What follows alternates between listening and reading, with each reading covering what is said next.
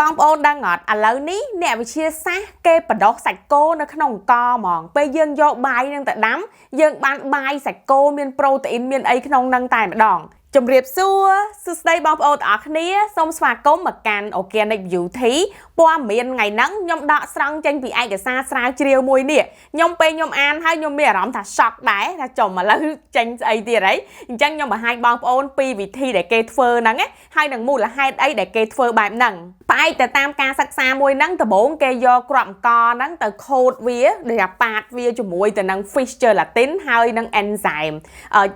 gelatin ចេញពីត្រីអញ្ចឹងណាបន្ទាប់មកផ្អែកទៅតាមការសិក្សាមួយហ្នឹងដំបូងគឺគេយក gelatin របស់ត្រីគេហៅ fish gelatin លាយជាមួយនឹង enzyme គេយកប៉ាតលាយមួយអង្ករលាយចូលគ្នាអញ្ចឹងណាអញ្ចឹងអង្ករហ្នឹងចេញពីអង្ករធម្មតាមកអង្ករដែលមាន gelatin ត្រីនៅក្នុងហ្នឹងហើយរូបរាងវាខ្ញុំដាក់នៅក្នុងអេក្រង់ឲ្យបងប្អូនមើលបន្ទាប់មកគេបានអង្ករថ្មីហ្នឹងហើយគេចាប់ផ្ដើមបញ្ចូល stem cell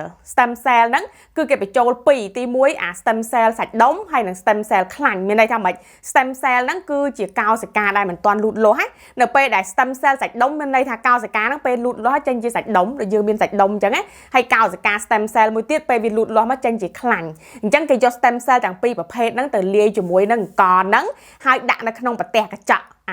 គេពិសោធន៍ដើម្បីឲ្យសាច់ stem cell ហ្នឹងវាដុះចេញជាសាច់គោអញ្ចឹងណាហើយអា stem cell ហ្នឹងវាស៊ីgelatin របស់ត្រីអីហ្នឹងឯងដើម្បីដុះជាសាច់គោហ្នឹងអញ្ចឹងចុងក្រោយមកគេក៏បានបាយសាច់គោរយៈពេល10ថ្ងៃលទ្ធផលនៃការធ្វើតេស្តគេហ្នឹងរយៈពេល10ថ្ងៃឃើញថា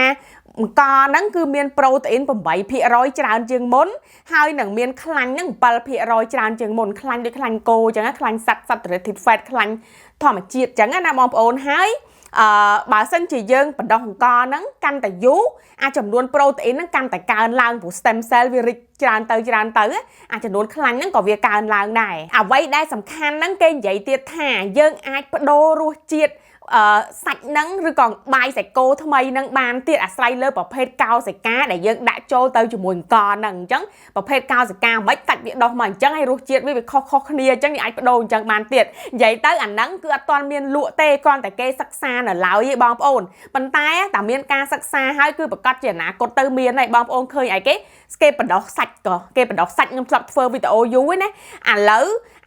សាច់បដោះហ្នឹងគេហៅ lab grown meat ហ្នឹងឥឡូវគឺមានលក់នៅសហរដ្ឋអាមេរិក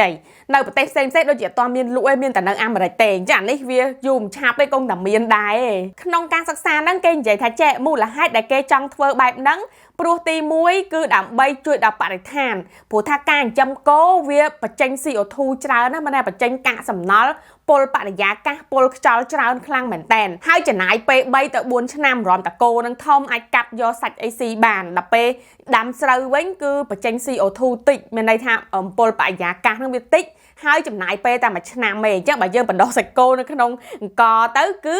វាឆាប់បាន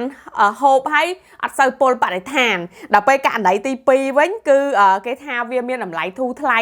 ជាងយើងទិញសាច់គោអីផ្សេងអញ្ចឹងណាសំណួរដែលខ្ញុំចង់សួរនោះគឺតើបងប្អូនហ៊ានហូបអត់ឥឡូវសាច់បដោះមានលក់ហើយនៅអាមេរិកហ៊ានហូបអត់អ្នកខ្មែរនៅអាមេរិកទី2គឺឥ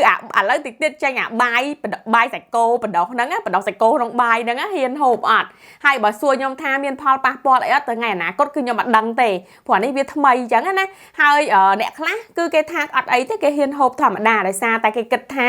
អាមួយគឺវាចិញ្ចឹមដោយធម្មជាតិចេញពី stem cell រីកទៅជាកូនគោទៅជាគោធំឲ្យស៊ីស្មៅស៊ីអីធម្មតាតែអាមួយចេញពី stem cell គោដូចគ្នាគ្រាន់តែថាវាបណ្ដោះនៅលើក្នុងមន្ទីរពិសោធន៍បណ្ដោះនៅលើប្រទេស